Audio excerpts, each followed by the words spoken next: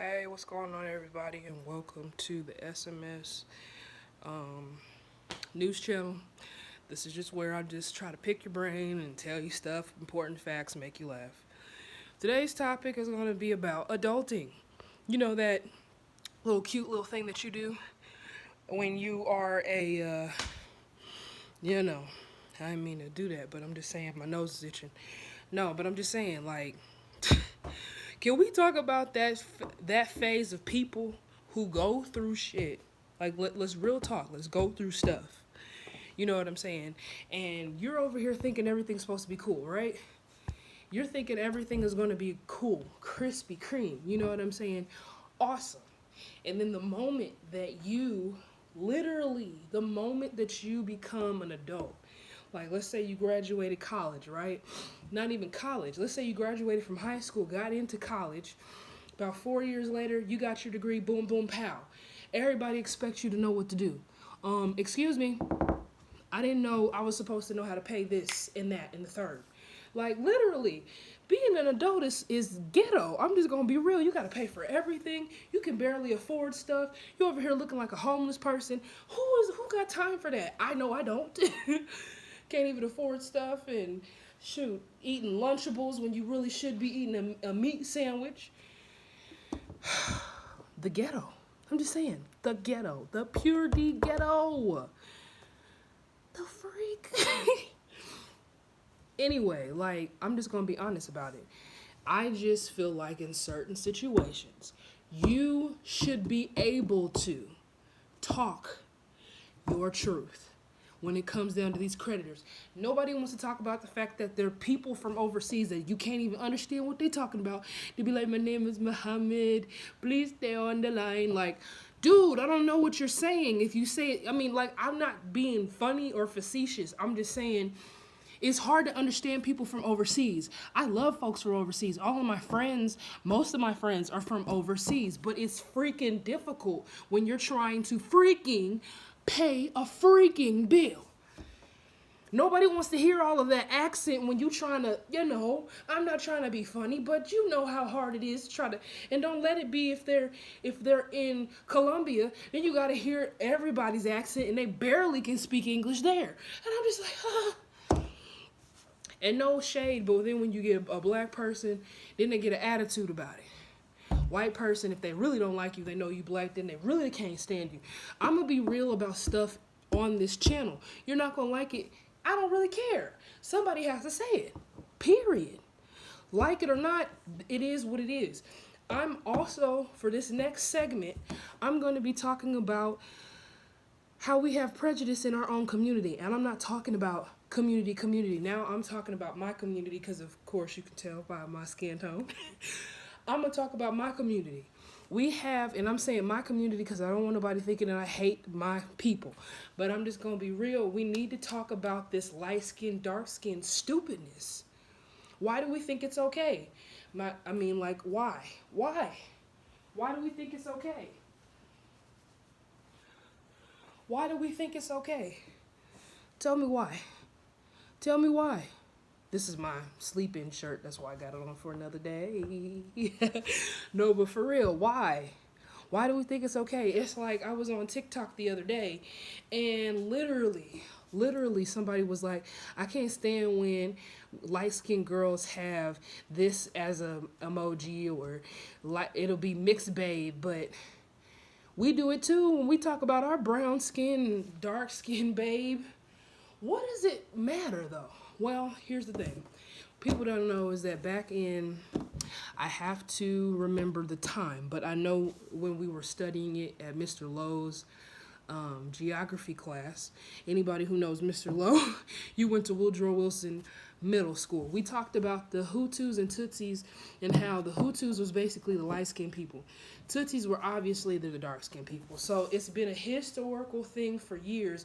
People do not want to honestly be honest that they don't like people of another like persuasion. So I mean, I'll even say it even as a Native American person. You will literally get people that be like, so you won't date a white person, but you won't date the black person? Like, That's the biases that happens in our community. I don't know about everybody else's community, but my community, we get stupid. Like, I mean, let's just be real about the situation. Let's be real. In certain societies, I'll even take it back to my grandmother's society. When she was young, or not society, her age group, she was a kid in the 50s. So because they didn't know if she was black, they would use, she said grandma used to have them paint their face so they could look more black, because back then they were lynching.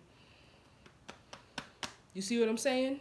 So you can't do things like you want to do. I mean, you talk about they thought that they was Chinese because their hair was down to here, and they're really just Native American. My family is Native American, is Cherokee, Indian, and Blackfoot. Those are the two tribes my family comes from. The Blackfoot's from my grandfather, Cherokee's from my grandmother's side. And then on my dad's side, they're Jamaican. So I got all of these awesome mixtures.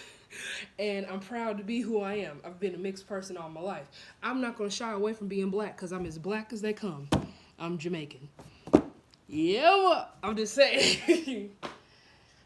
I'm just saying, I can't walk away from it. I'm not going to. But here's the thing, like in society, people don't understand, like when folks get famous, and even like in the early 80s and 90s, like people didn't really like Whitney Houston because she was like, oh, they're being cornbread. But what they didn't realize was they were trying to incorporate a woman that was black and make her appealing to not only the black people but the white audiences as well. Of course, the black people thought she was selling her soul, but here's the thing. If somebody likes a certain way, likes you to look a certain way, you can't do anything about it. That's just how the world is. They don't like people of the dark persuasion.